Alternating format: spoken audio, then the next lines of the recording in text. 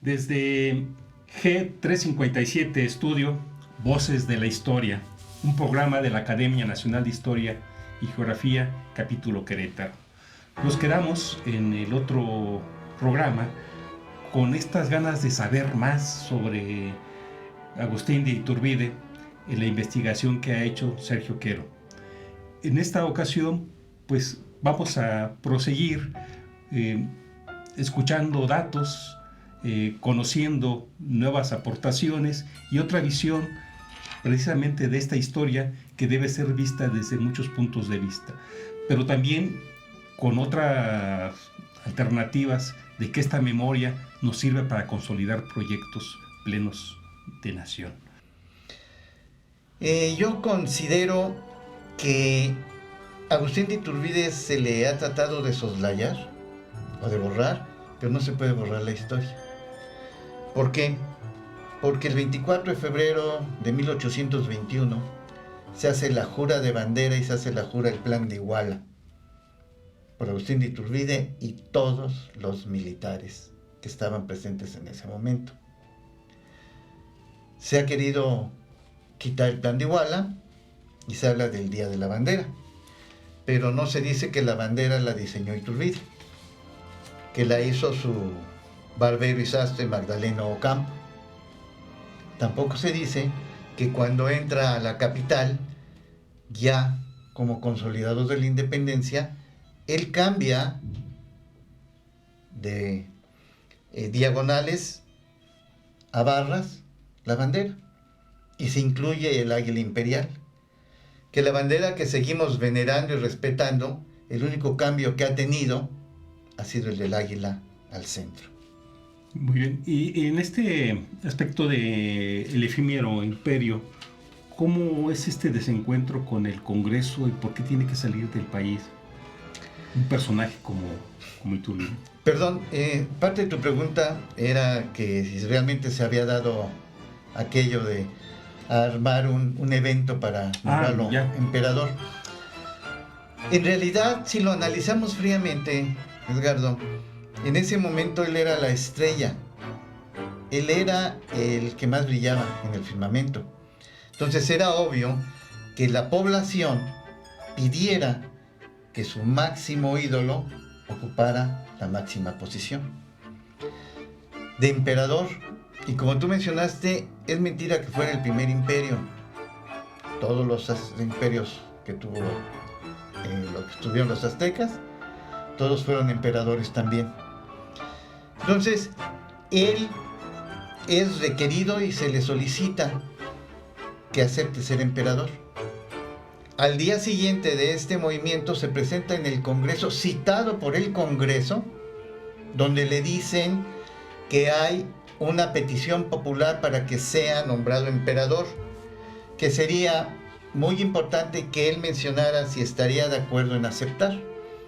Él señala y hay un pronunciamiento en el que dice que él se someterá a lo que el pueblo decida, que el pueblo está representado por los diputados de cada estado. Eso me suena muy vigente, pero... Sí, ¿verdad?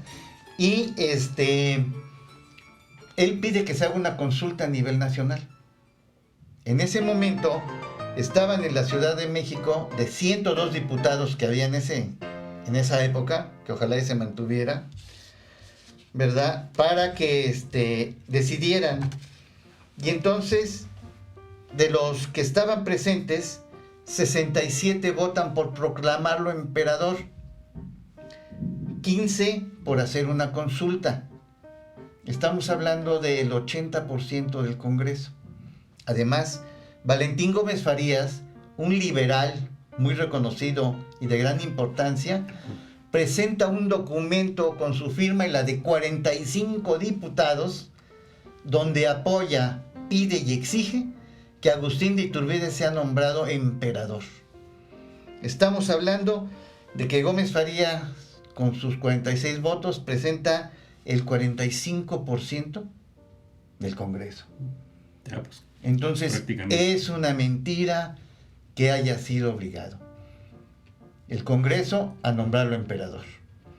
Tan es así que ellos mismos emiten un ordenamiento donde se señala que el emperador Agustín de Iturbide, en caso de fallecer, la corona será hereditaria para su hijo mayor, y son nombrados todos sus hijos, que fueron 8, príncipes y princesas, así como su padre y la hermana de Iturbide.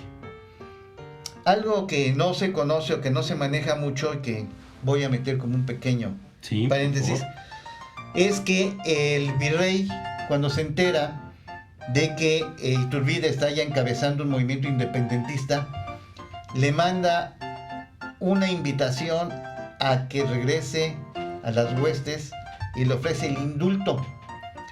Y el indulto se lo manda con su padre. Caso similar al que vivió Vicente Guerrero. Pero de Vicente Guerrero sí se menciona, de Agustín de Iturbide no queda con muchas cosas marginales en esa parte. Bueno, tenemos ya poco tiempo de esta conversación. Uh-huh. No sé si podemos prolongarla, porque hay todavía una serie de preguntas y comentarios en esta visión tan apasionante de lo que es la historia, esta historia marginal que poco conocemos. Pues sí, yo quisiera dar la mayor cantidad de datos porque tengo el interés primordial de que Agustín de Iturbide sea reconocido en el lugar que le corresponde. Hay muchas cosas que comentar. Una de las situaciones que voy a dar rápidamente es que hay una serie de personajes que aceptan, firman y juran el Plan de Iguala. Y estos personajes al final le voltean la espalda, tanto realistas como insurgentes, y todos ellos al paso del tiempo ocupan la presidencia de la República. Sí, prácticamente los siguientes relevos tienen mucho que ver con estas circunstancias. Así es, y digo, entre los más conocidos está Bustamante, Herrera, Santana, Negrete, Filisola, y de los insurgentes, Guerrero, Bravo, Rayón, Juan Álvarez. Todos ellos son presidentes de la República. Félix Fernández, Guadalupe Victoria. Así es.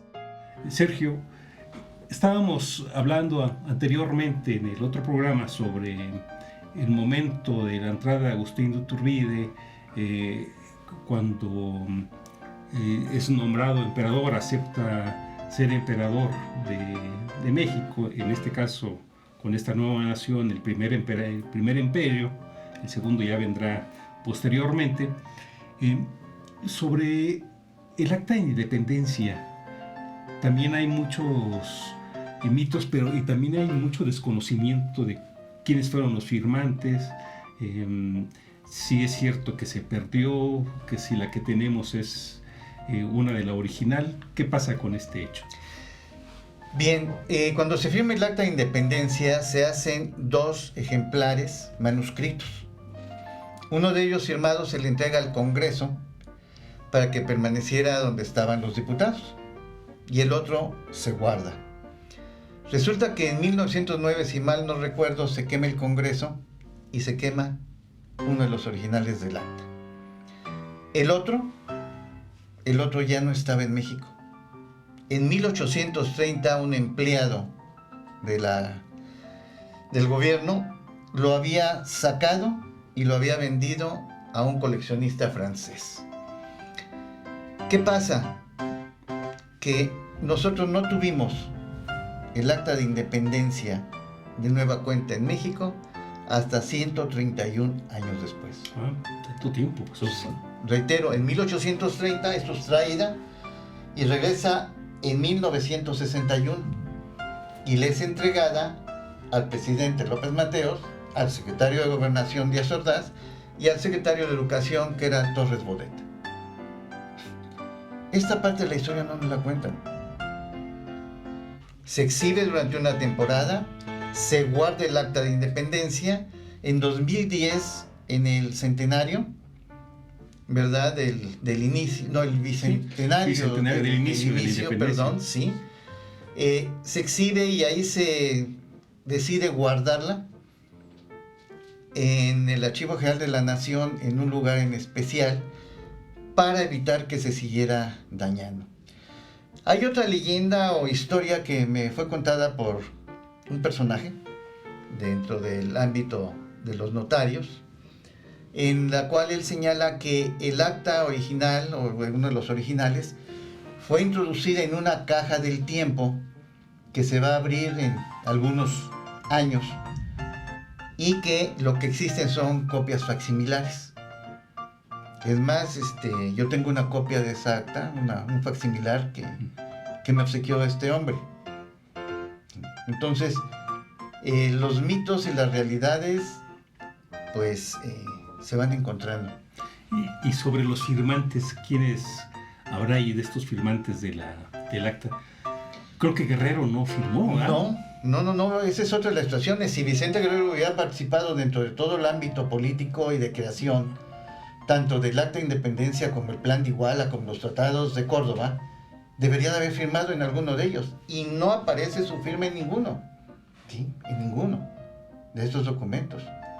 Es más, hay una anécdota que menciona que cuando Agustín de Iturbide empieza a tener triunfos constantes, el obispo de Guadalajara, Abad y Queipo, le escribe al virrey y le dice: debemos de tener cuidado porque si Iturbide decidiera pasarse al lado de los insurgentes, sería un grave peligro para la España. Cuando el virrey Calleja se retira de la Nueva España, menciona que si existe alguien que sería capaz de consolidar la independencia, sería Agustín de Iturbide. Y al paso de los años, cuando le dicen que Iturbide está al frente del movimiento independentista, la frase de él es: dense por perdida las Américas. O sea, ya estaba ahí. Solo Iturbide lo podía lograr. Bueno, amigos, como ven, es una fuente de información de su trabajo que hizo Sergio Quero. Entonces, tus preguntas, sugerencias al correo que aparece, venos en YouTube. Hasta la próxima.